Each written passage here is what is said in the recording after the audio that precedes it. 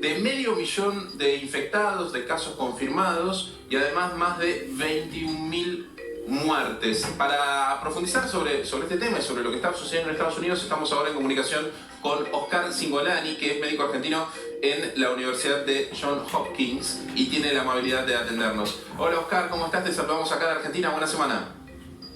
Hola, ¿qué tal? Mucho gusto, ¿cómo están? ¿Cómo estás? El gusto de poder tenerte acá en el programa. Preguntarte lo primero, ¿por qué pasó esto en Estados Unidos? ¿Qué explicación puede llegar a tener desde lo médico? ¿Te referís al número de casos y a la mortalidad? Sí, a que se haya convertido en el nuevo epicentro, ¿no?, de la pandemia. Bueno, primero hay que poner todo en contexto. Somos 340 millones de habitantes. Así todo tenemos un montón, tenemos más de medio millón de habitantes y hoy pasamos las 21.000 muertes desafortunadamente. Si uno compara con otros países que tienen menos habitantes, nosotros corríamos con la ventaja de poder haber empezado con las medidas de prevención antes y creo que se hicieron tarde. Y la otra cosa que a mí personalmente me parece es que se podría haber testeado más. Inicialmente se centralizó el testeo en el CDC, que es el Centro de Control de Enfermedades, y no se abrió a los estados y a otros lugares la posibilidad de testeo, que sí se hizo, pero ya pasaba 2 semanas de la pandemia, ¿no? Así que eso, como esta es una enfermedad que la mortalidad se ve 2 a 3 semanes después de la infección, nosotros ahora estamos viendo las muertes por tal vez no haber tomado medidas precoces. Eso es lo que por lo general pensamos todos los médicos. Uh-huh. Y en cuanto a lo que tiene que ver con el sistema de salud, hemos visto imágenes muy fuertes en Estados Unidos, desde camiones frigoríficos para morgues móviles hasta fosas comunes. ¿Esto tiene que ver con el sistema de salud saturado? ¿Tiene que ver con la mortalidad del virus? ¿Con qué tiene que ver esto? No. El problema es que la mayoría de las imágenes que están mostrando son de New York y 1/3 de la mortalidad están en New York, que es una ciudad con alta densidad poblacional, una ciudad con 3 aeropuertos, una ciudad que en realidad no acató las medidas inicialmente o no se las impuso precozmente, y por tener tan alta densidad surgió lo que surgió. En las otras ciudades de Estados Unidos no es tan así. Hay algunas ciudades como algunos barrios de Chicago y otros de Nueva Orleans. Nosotros en Baltimore y en Washington D.C., que tomamos las medidas e hicimos casos precozmente, si no estamos en pico, nuestro pico va a ser esta semana ahora entrante, tenemos todo más o menos controlado y no estamos viendo lo que desafortunadamente están viendo y viviendo los amigos de Nueva York, ¿no? Ustedes, Oscar, están a 2 horas y media más o menos, ¿no? 3 horas en tren de Nueva York. 3 horas, sí, pero ahora no hay movimiento, o sea que nosotros no tenemos flujo entre Nueva York y Baltimore. Oscar, ¿qué pasa con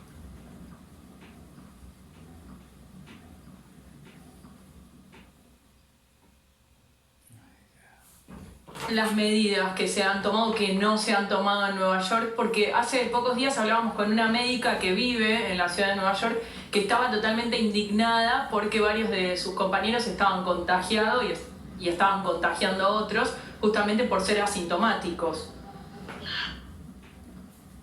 Y bueno, el problema es que, como yo vengo diciendo ya desde hace 2 semanas, nosotros hemos ido aprendiendo de este virus muchísimo en los últimos días. Hace 2 semanas no se hablaba de los asintomáticos porque se homologaba este virus con el SARS de la enfermedad del 2003. Y hoy se sabe que este virus es altamente infeccioso en los primeros días cuando el paciente se presenta con síntomas mínimos, o inclusive hay alta carga viral en aquellos que son asintomáticos. Son entre 30 y 50% de los portadores.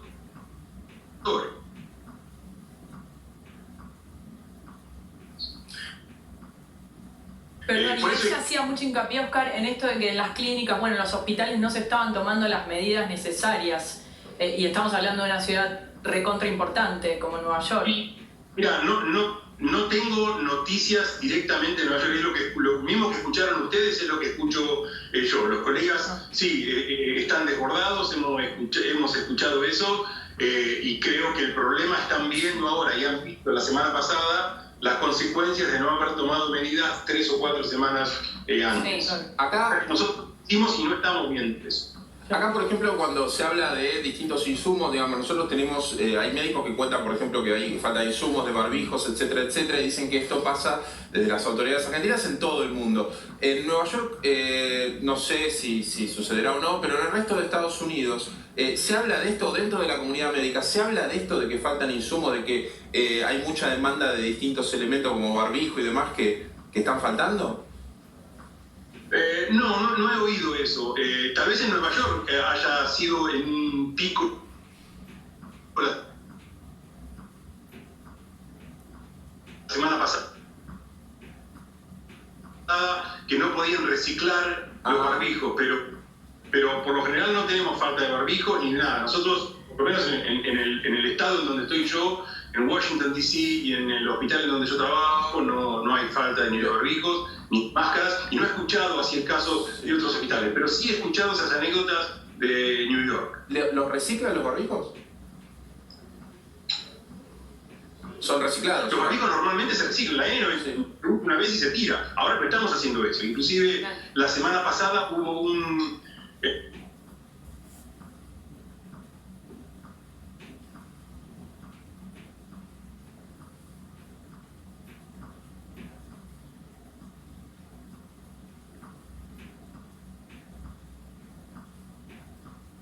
colega que describió una forma con ultravioleta de cómo reesterilizar los barbijos N95, con lo cual ahora algunos hospitales están haciendo eso. Claro. Nos están pidiendo, bien tenemos mucha reserva, que cuidemos los barbijos y que no los descartemos como los descartábamos antes. Ahora, escuché una versión, decime si es correcta o incorrecta, que de personas que lavan los guantes. No escuché eso.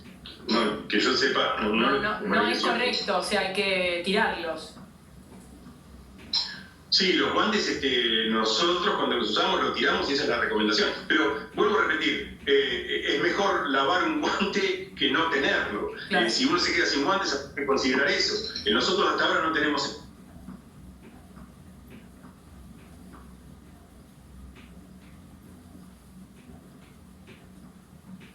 ese problema. Oscar, quería preguntarte cómo se vive fuera, ¿no? de Nueva York, porque imagino que todos están más o menos parecidos, por lo menos si vos estás en la costa este, llegan las noticias de esta ciudad, que es, digamos, la gran metrópolis, donde se sabe que se vive de determinada manera, que la gente vive mucho más cerca una de la otra que en el resto de las ciudades. ¿Cómo llegan esas noticias y cómo impactan, por lo menos, por ejemplo, en la comunidad en la que estás vos?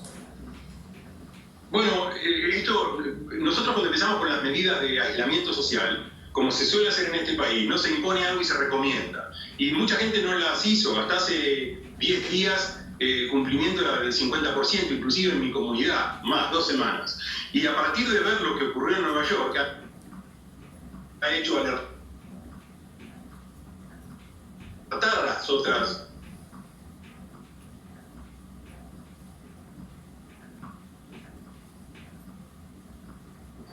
comunidades y estados a tomar. Hoy por hoy, si yo salgo a la farmacia o voy al hospital, no veo a nadie en la calle, y no era el caso hace 12, 13 días. Y Oscar, ¿qué medidas toman? ¿Van también con las mascarillas puestas? Nosotros ahora, a partir de la semana pasada, se ha recomendado a todos los empleados del hospital, nos han recomendado que usemos mascarillas permanentemente, inclusive fuera del hospital. La recomendación que estamos haciendo es que traten de usar mascarillas no quirúrgicas, sino que se cubran la boca y, claro, máscaras para prevenir, ¿no?, la difusión del virus. Sí, que acá le decimos tapabocas, pero en realidad tapa la nariz y la boca. Bueno, la nariz y la boca, ¿no? La carga viral mayor se encuentra en las nasales. Y en realidad, bueno, estamos nosotros viendo varios tutoriales de cómo hacerlos o fabricarlos en casa. Imagino que allá también, porque es algo que se está expandiendo en todo el mundo.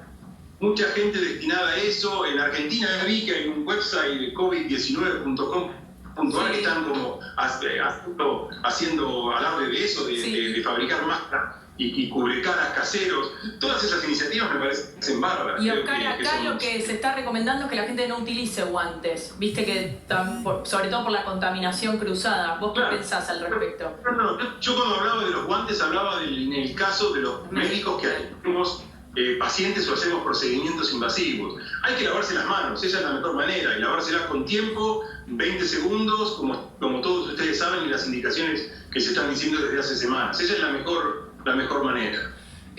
Por lo menos una de las cosas que han trabajado ustedes es en el mapa virtual desde Johns Hopkins, desde la Universidad de Coronavirus, que vamos a mostrarlo, porque claro, nosotros vemos obviamente lo que tiene que ver con el flujo. A ver si lo tenemos por ahí para mostrarlo. Bueno, ahí estamos, mira, este es el mapa que han hecho en la Universidad Johns Hopkins, que es donde trabaja Oscar, y ahí se ve el flujo del virus directamente, pero nosotros vemos los circulitos, qué país tiene más, tiene menos, pero ¿qué ven ustedes que el ojo común de nosotros, no clínico, ve? ¿Ven un movimiento, ven un patrón en esos círculos? Bueno, por empezar, ¿podés manejarlo el mapa de ahí? Sí, podemos. Cliquea en Estados Unidos, en US, arriba a la izquierda, Ajá. y te va... No, en la columna de la izquierda, donde está el país, que dice US, izquierda, ahí. Cliquea ahí. Sí. Ahora anda abajo a la derecha, abajo a la derecha, donde hay 3 tabs. A ver.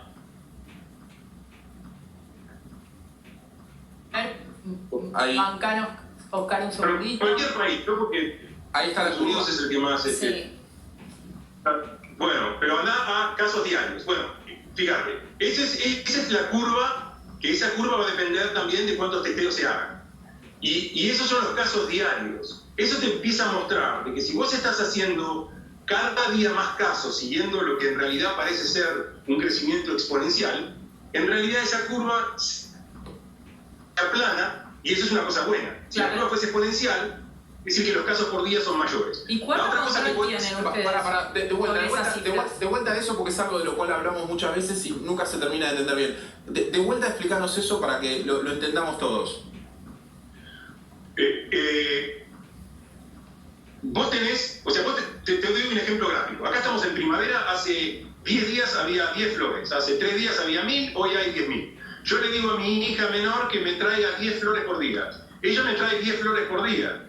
Y yo no voy a decir salieron 10 flores nuevas por día, porque ella me está trayendo 10 flores días. En realidad, el crecimiento de las flores es exponencial. Si yo testeo el mismo número de test por día, voy a ver lo que quiero ver. Si vos tenés un porcentaje de infectados mucho mayor al que vos estás testeando y vos no aumentás tus tests, vas a ver siempre menos. Lo que nunca va a mentir es la mortalidad. Claro. Pero como la mortalidad ocurre de acá a 3 semanas, por ejemplo, supongamos que país X testea 1000 casos por día.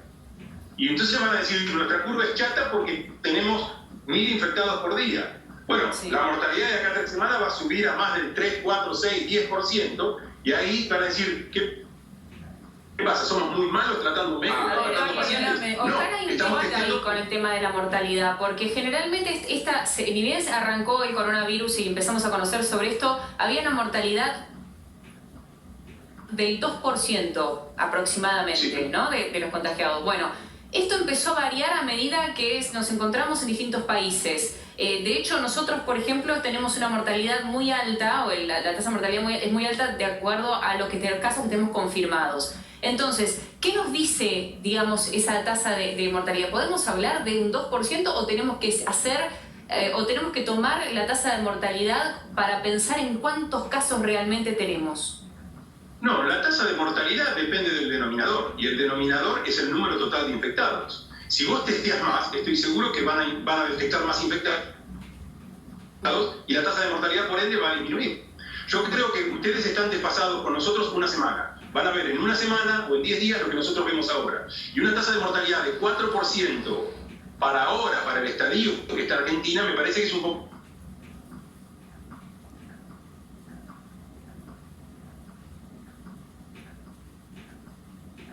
elevada. Pero posiblemente sea porque están testeando poco.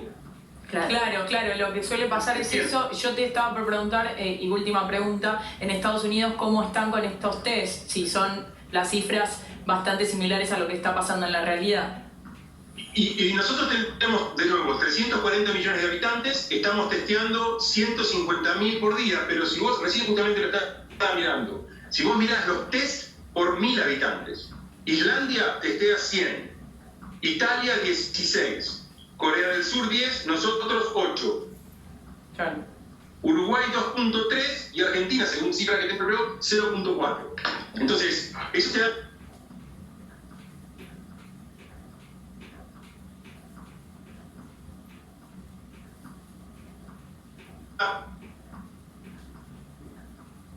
la pauta, porque si vos hablas de números absolutos, tenés que tomar contexto de la población en la cual estás manejando. Claro. Entonces, yo creo que los países que tomaron medidas de aislamiento precoz estuvieron excelentes, pero ahora están atrincherados. ¿Y cuándo van a salir de la trinchera si no saben qué enemigos, cuántos enemigos tienen enfrente? Claro. Claro. Hay que testear. Y lo digo como crítica para este país también, lo digo como crítica a todos los países que no han testeado lo suficiente. Sí, buenísimo.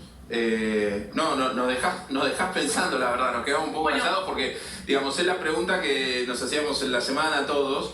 Y la verdad es que, bueno, siempre está circulando. Uno obviamente no es especialista, no es médico. Nosotros nos hacemos las preguntas y se las preguntamos a las personas que saben, pero no tenemos muchas veces la respuesta de si se está testeando suficiente o no. Por eso nos dejaste pensando con esto de la explicación de la curva y, digamos, que si, por ejemplo, a ver si te llegué a entender bien. Si vemos que aumenta la cantidad de muertos, ahí lo que tendría que hacer cualquier estado, no solamente la Argentina, es aumentar la cantidad de test. Básicamente sería eso.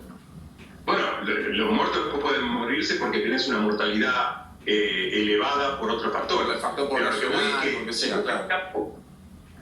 Uno testea poco, la mortalidad siempre va a ser mayor que la real. Claro. Oscar, muchísimas gracias por este contacto con Buena Semana. No, por favor, muchas gracias y hasta luego, buenas noches. Un abrazo grande. Bueno, vamos a Mendoza. Miren, les vamos a mostrar nada más cómo está. En un ratito vamos